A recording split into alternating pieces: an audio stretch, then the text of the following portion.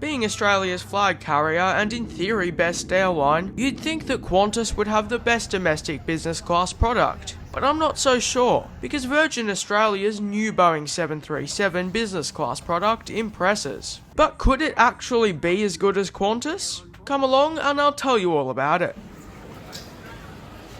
Welcome to Hobart International Airport's domestic terminal. I just arrived after taking a flight on QantasLink's A220, also in business class. I was supposed to now be flying on Qantas A220 in economy class, but they cancelled my flight. So I was looking at my options, and if I was super quick, I think I could have been rebooked on a Jetstar flight, which left like 4.5 hours later. Or I could pay, I think it was $250 to fly with Virgin in economy class at a similar time to my original Qantas flight. Or I could use some of my Velocity points for a reward seat on that Virgin Australia flight but in business class. That seemed like the best option for me, so that's what I did. I still had to recheck my bags though, so I did have to go landside. Check-in had priority and non-priority queues. I was the only one in the priority queue, and there was a few in the other queue. The check-in staff were friendly, and it was very quick. After going through security, we're now airside. There seemed to be a couple shops and a couple places to get something to eat or drink. I thought that there was some modern aspects of this terminal, which originally opened in 1976 but has been expanded many times since, but it seemed too small for peak times. As shown on the departure board, my flight was delayed by a whole minute.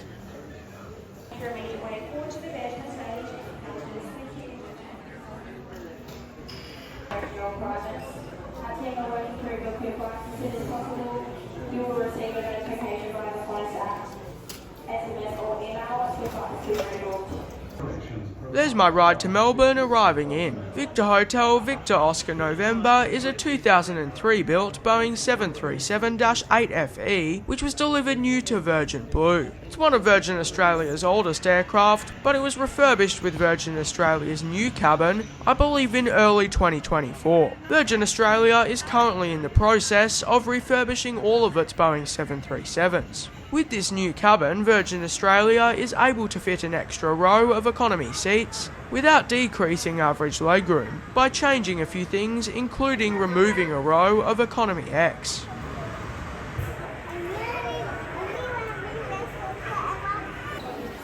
For boarding, there was both priority and non-priority queues, like check-in. I was very glad to have priority, there was quite a line.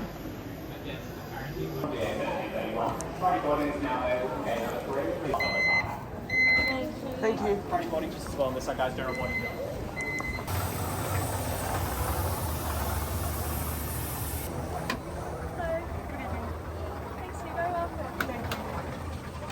Welcome on board one of Virgin Australia's Boeing 737-800s with the new cabin, featuring 8 Collins Aerospace MIQ seats in a 2-2 configuration in business class, followed by 174 Collins Aerospace Meridian seats in a 3-3 configuration in economy class.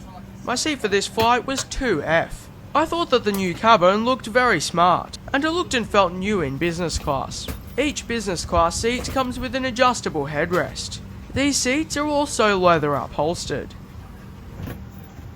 Now let's take a quick look at the seat features. I thought that the legroom was good and felt better than the QantasLink A220, but I think it's 37 inches, which in theory is the same. There's a seat back pocket here for your personal items, and up here you'll find a literature compartment.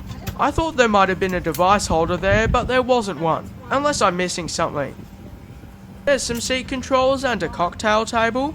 Looks like there's a bit of storage there in the armrest, as well as a universal power socket and a USB-A port. In between the seats there's also some more storage. Your tray table's located in the armrest, and pulling it out felt smooth, rather than it feeling like something that will chop my finger off. It can be used half opened or fully opened, and this thingy also extends. The seats do feature coat hooks, and there's the overhead panel. Welcome drinks of still water or champagne was offered. This is something Qantas does not offer on its domestic flights, at least the ones I've been on, which have been under 2 hours. Once again, welcome on board. If you please be seated with your seatbelts fastened, thank you. Basically faces C2, isn't it? When you're in the barrels and you have to catch Cabin crew, arm doors and cross-check. It's now time for pushback, about 14 minutes behind schedule. By the way, if you're enjoying this video so far and you enjoy the content I put out on my channel, please consider liking and subscribing, as it would help me out so much and would be very much appreciated.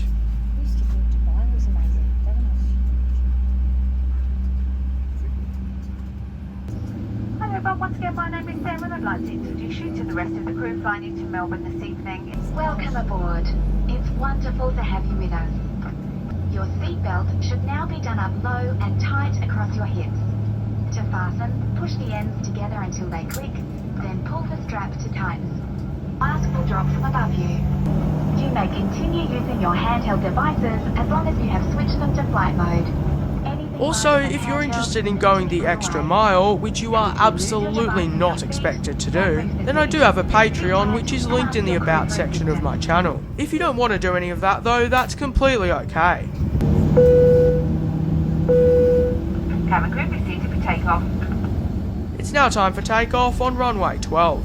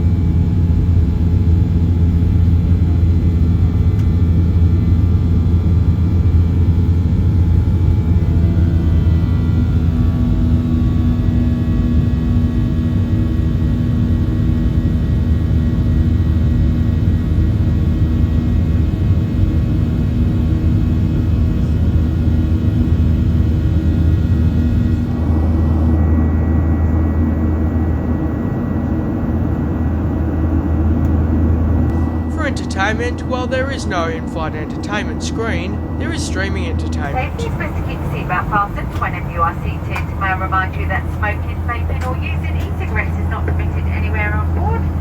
This includes in the toilets. As it's just a very quick flight, and due to the turbulence that we experienced on the way over, we will only be serving cold drinks, but as always, water is complimentary. Please let us know if there's anything at all we can do to make your flight more comfortable. Thank you. While I was waiting for my food, I checked out the legrest and the footrest, which the latter comes up from the bottom of the footrest, which I thought was great. The recline seems similar to on the Qantas Link A220, so just standard. 36,000 feet, and air traffic control has already asked us for some delaying action for sequencing into Melbourne Airport. At this stage, it's looking like we'll have your disembarking aircraft in Melbourne at 7:55. In about 30 minutes, we're probably going to a holding pattern. Even on this short flight, Virgin Australia does serve a complimentary meal. The options for the meal on this flight was I think a spicy chicken mezze with pita bread, or a creamy pasta salad I think it was, or something like that. I was the last of the 6 business class passengers to get my order taken, and it was just the first option left. The main dish, the mezze, I hope I'm pronouncing that right, was actually very tasty. I thought that the flavours were fantastic. The pita bread wasn't too fresh, but as I said, I loved the flavours, and really enjoyed the meal more than I thought I would. I remembered tasty food on VA, but still, that was served alongside some cheese and crackers which I've had in the past, and based on that, they're pretty standard but tasty I guess. I went with the ginger ale to go along with the meal, and in this there was the cutlery and stuff. I didn't eat the cheese and crackers because instead I wanted to try the new waffle from the economy buy on board menu, which I was able to get for free because I was in business class. By air traffic control, so in about 7 minutes time we'll be going into holding pattern. Probably 3 holding patterns and then from there heading on to Melbourne, and southerly breeze, 20 degrees, showers in the area. There could be further delays from there, but that's what they're telling us at this stage. I'll keep you updated as we know. Thank you. I didn't ask for it, but the crew put a few little snacks in a bowl for me, which I think was a really nice thought. The waffle with chocolate was a delicious dessert, but I thought it was a bit more like chocolate with a little bit of waffle. The crew later came around and offered snacks like chips, and the snacks I was given earlier, I think, as well as drinks. The ginger ale was nice, by the way. The crew seems to kind of just be taking rubbish from the business class passengers when they walked past if they noticed it. If your seat has a leg rest or device holder, ensure they are stowed and all devices are unplugged. As we descend into Melbourne, please allow me to conclude this flight with Virgin Australia. Check-in in Hobart was without any problem really, and boarding was also without issue I thought, with business getting priority as you'd expect. Once on board, the cabin looked great, I'm a fan. The main thing I'm not a fan of though is the lack of any privacy divider between business and economy class, so it feels slightly less private. The seat features were great, although I do think it's worth noting the lack of a device holder and a USB-C outlet. I think I'd be totally fine in this seat even for a transcontinental flight, considering VA is a hybrid carrier and the price often matches that. To be fair, I think I'd be fine in any business class seat as I normally fly economy. I found these VA seats felt more spacious than the QantasLink ones, though I did like some of the features of the QantasLink A220. Obviously, cabin crew aren't always the same, but I found the crew on this VA flight to be not necessarily more friendly, but more energetic, and they were also very attentive. Probably not literally, but I felt like they asked someone if they wanted a refill, like every 2 minutes during the service. While I don't have a clear favourite when it comes to the seat, I did think that the service on Virgin Australia was better, even if the prices were the same. VA does offer welcome drinks unlike Qantas, and on these shorter flights if you include the snacks, then I think that VA offers a slightly larger amount of food, and I thought it was tastier, and especially if you include the potential of getting stuff from the buy on board menu. VA also has lounge access on arrival as well as at the departure airport for its business class passengers. Although VA does have a smaller lounge network, with them not having a lounge in Hobart being a good example. VA normally does have both streaming entertainment and Wi-Fi, which the Wi-Fi I believe is free for business class. But the Wi-Fi didn't seem to be working on this flight for some reason. So overall I had a fantastic flight with VA, not only because I was in business class, but I think that it was a great product for such a short flight, especially for the reasonable prices they often charge, and the redemption rates like the one that I got. If it were the same price, I would probably pick Qantas, but just because of the status. But without that versus an A220, I'd strongly consider VA. If VA is a fair bit cheaper though, which it often is, then I think it's a fantastic domestic business class option in Australia. I think that Virgin Australia is quite possibly actually better than Qantas in business class, based on the flights I took on this day. We'll soon pull into the gate in Melbourne, about 45 minutes late. But for now, please enjoy the rest of the approach and landing on Melbourne International Airport's runway 16.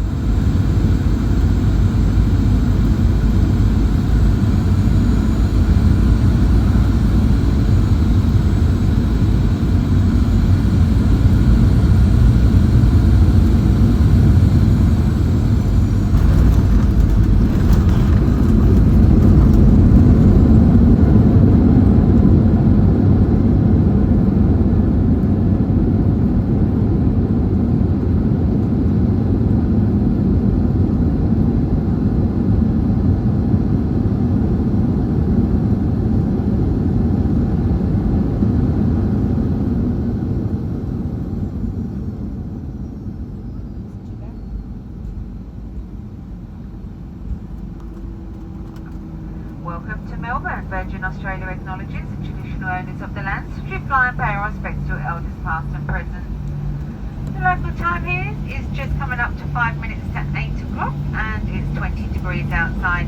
Thank you for flying Virgin Australia. We do hope you've enjoyed your flight with us this evening and we do apologise for the delay in your service today. And on behalf of my entire crew, we'd like to wish you a wonderful week ahead and we look forward to welcoming you all back when you next choose to fly. Thank you and good evening. I'd like to take this time to thank you all so much for watching today's video, but it's not over quite yet, because we've still got the lounge to take a quick look at once we've got off the plane. I'd like to thank all of my incredible Patreons for helping to make these videos possible. Their support is truly so much appreciated, and I couldn't do what I do without them, so thank you so much to them.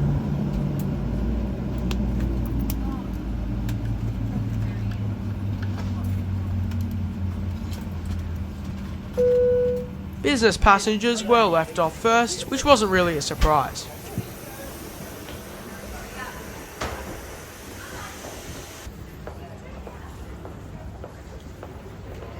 The Virgin Australia lounge here in Melbourne on this occasion seemed to have a relatively decent selection of things to have for dinner. Not too bad at all. As usual, it was quite busy but not completely packed. It was a nice way to end a great flight.